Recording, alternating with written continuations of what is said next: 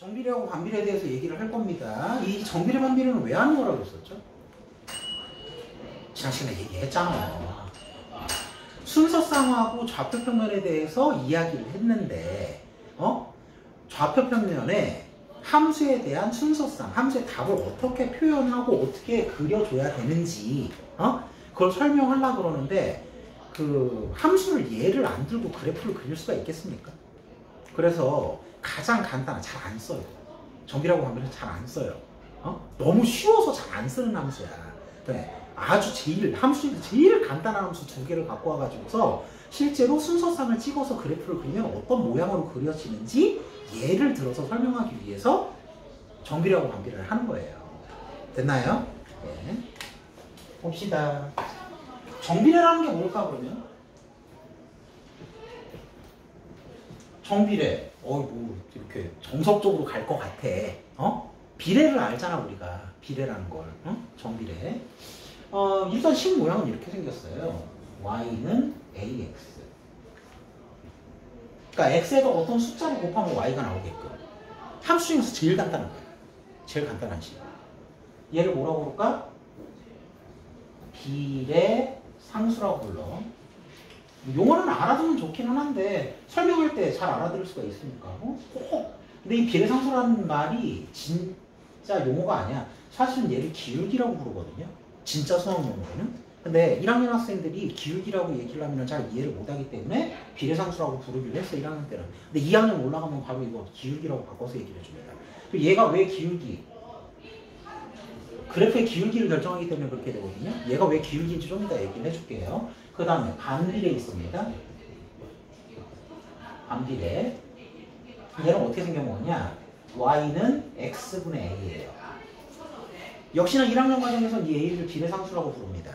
비례상수라고 부르고 이 반비례 함수에서는 얘를 기울기라고 부르지 않아요. 기울기라고 부르지 않고 그냥 뭐라고 얘기를 해요? 어디서 하면 그래. 근데 a가 양수인지 음수인지에 따라 가지고서 그래프 모양이 약간 차이가 나게 돼. 그게 어떻게 그려지는지 얘기를 할 거고. 그러면 당장 1학년에서는 정비례하고 반비례 함수 그래프를 그려보면서 좌표평면에 순서상이 어떤 식으로 해가지고 그래프가 이런 식으로 연결이 되고 그려지는구나. 얘에 대해서 예를 들어 설명한다라고 얘기를 했었죠. 맞습니까? 정비례 어떤 특징이 있어요? 식 모양 자체가 x하고 y를 왼쪽 변하고 오른쪽 변으로 갈라서 놨을 때 둘 다 분자 쪽에 올라가 있어야 돼. 이러면 정비례야. 식 모양 자체는 간단하게 얘기를 해서. 됐습니까? x하고 y를 왼쪽 오른쪽으로 갈라쳐 놨을 때 분모 일부러 쓴 거죠 내가. 보통 귀찮아서 안 쓴 분모를 하나는 분자 쪽에 있는데 하나는 분모 쪽으로 내려갔다. 이러면 반비례예요. 이런 건 반비례일까 반비례 아닐까? 이렇게 돼 있으면 반비례 맞아요. 그죠? x하고 y를 양쪽 편으로 갈라쳐 놨을 때 뭐? 하나는 분자, 하나는 분모 쪽에 내려가 있으면 반비례로. 둘 다 분자 쪽에 올라가 있으면 정비례고. 됐나요? 그러면 정비례는 어떤 특징이 있고 반비례는 어떤 특징이 있는지 한번 보자는 말이지. 일단 그래프 그려보기 전에 숫자 가지고서 얘기해 볼게. 만약에 얘가 y는 2x였어. 됐습니까? x의 순서대로 자연수 한번 넣어볼게요. x가 1이면 y가 2죠? x가 2면 4, x가 3이면 6, x가 4면 8. 한두 끝도 없이 가겠지? 0.1이면 0.2, 0.01이면 0.02.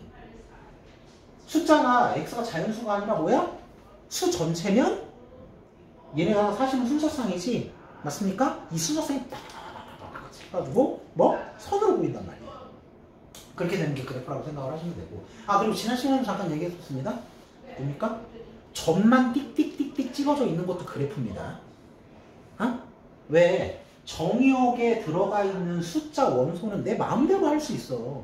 수 전체로 할 수도 있고 1부터 10까지의 자연수로 할 수도 있고 1, 2, 3, 4, 5까지만 할 수도 있고 내 마음대로 할 수 있단 말이야. 함수 만드는 사람 마음이에요. 그러면 x의 개수만큼 y가 만들어질 거 아니야. 결국에는 y는 계산돼서 나오는 함수의 값이기 때문에. 맞나요? 그럼 순서상도 5개밖에 없을 거 아니야. 내가 만약에 x를 5개만 결정을 했다면. 그럼 그래프도 점만 5개 찍어주고 끝나요. 그렇게 돼 있는 것도 그래프 맞습니다. 점도 도형이라 그랬죠. 맞아요? 예, 그렇게 이해를 좀 해주시면 되겠고. 봐봐. 정비례입니다. 이게 애들은 그 말의 어감 때문에 정비례는 뭔가 계속 x가 커지면 y도 계속 같이 커져줄 것 같고 반비례는 반대니까 x가 커지면 y는 작아지는 게 반비례 아닐까 그렇게 생각을 해. 근데 아니야. 정비례도 x가 증가할 수 있고 x가 감소도 할 수 있고 y가 증가할 수도 있고 감소할 수도 있어요. 반비례도 x가 점점 커질 수 있고 증가한다라고 얘기를 하는 거죠. 그걸 x가 점점 작아질 수도 있고 y도 점점 커지고 y도 점점 작아질 수도 있어. 그럼 이 두 개가 뭐가 차이가 나는 걸까? 정확하게 얘기하면 봐봐. x가 1 커질 때 맞습니까? y는 곱하기 숫자의 크기만큼 2씩 커지죠? 예. x가 증가하던 감소하던 y가 증가하던 감소하던지 간에 뭐야? x가 일정하게 변할 때 y도 일정하게 변해주는 게 정비례야. 진실을 얘기를 하면. 근데 애들이 잘못 이해를 한다고. 다시 한번 정비례는 x가 증가할 때 y가 꼭 따라서 같이 증가해주고 반비례는 x가 증가할 때 y는 반대쪽으로 가는 거 아닌가? 반비례라고 돼 있으니까. 근데 그게 그렇지 않아요. 정비례도 x가 증가 감소, y도 증가 감소할 수 있는데 그럼 정비례 특징은 뭐라고? x가 일정한 숫자만큼 증가나 감소하고 있을 때 y가 일정한 숫자만큼 증가나 감소를 해주는 거야. 됐습니까? 됐어요? 네. 그런 거고 여기서 결제하는 때려가지고 결제하는 부분들이 많아져서 그럼 아까도 얘기했잖아. x가 감소하고 y도 감소할 수 있다고 그랬잖아요. 정비례도. 이렇게 돼 있으면 어떻게 되는 거야? a가 음수면 안 돼요? 상관없어요. 써볼까? x가 1이야. y가 뭐야? 마이너스 2죠? x가 2야. 마이너스 4지. x가 3이야. 마이너스 6이죠? x가 4야? 마이너스 8이야. 뭐야? x가 1 증가할 때 뭐? y는 2씩 감소해줘요. 그러니까 이 증가 감소 비율이 일정한 걸 정비례라고 얘기를 하는 거야. 됐나요? x가 증가할 때 y는 점점 작아지고 있잖아요. 됐나요? 예. 마음대로 왔다 갔다 할 수 있어, 사실. 응? 근데 일정해야 되고, 그 비율이. 됐니? 그럼 반비례 한번 볼까요? 일단 A 양수로 한번 해볼게. y는 x분의 2 한번 해볼게요. 2 지겹기는 한데, 3 같은 거는 숫자가 너무 빨리 커져. 그래가지고 보기가 좀 안 좋아. 됐니? 됐어요? 예. x가 1일 때 y가 얼마입니까? 2죠? x가 2면. y가 1이죠. 맞아요? x가 3이면. y가 3분의 2죠. x가 4면 y가 2분의 1이죠. x가 5면 y가 5분의 1이죠. 자, x는 1씩 증가합니다. y는 어떻게 돼요? 1 감소했어. 맞아? 얼마 감소했어? 3분의 1만큼 감소했지. 맞습니까? 얼마 감소했습니까? 6분의 1만큼 감소했어요. 얼마 감소했어요? 10분의 1? 10분의 1만큼 감소했어요. 자, 이거 비율이 같습니까? 아니. 비율이 다르죠? x가 증가할 때 y가 감소하거나 증가하거나 또는 x가 감소할 때 y가 증가나 감소를 할 수가 있는데 x가 일정하게 증가하거나 감소할 때 y가 불규칙하게 증가하거나 감소하는 게 반비례야. 진실은. 알겠어요? 예, 두 차이는 이 차이라고 생각을 하시면 되겠습니다. 됐습니까? 그러면 지금 식만 써가지고서 순서상만 표현을 해가지고서 얘기를 해줬는데 이제 그림을 그려볼게요. 그림을 그려볼게요. 봐.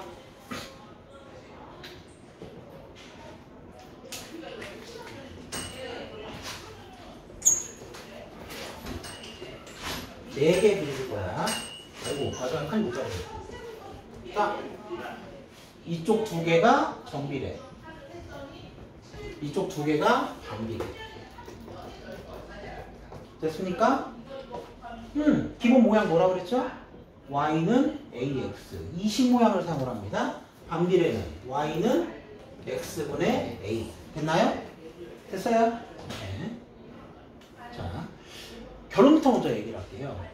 만약에 a가 양수라면 그래프가 어떻게 그려지느냐? 이렇게 그려져. 아니 선생님 원리를 가르쳐줘야지. 그냥 그래프 저렇게 그려지니까 외우라고 하면 어떡해요. 얘 원리가 없습니다.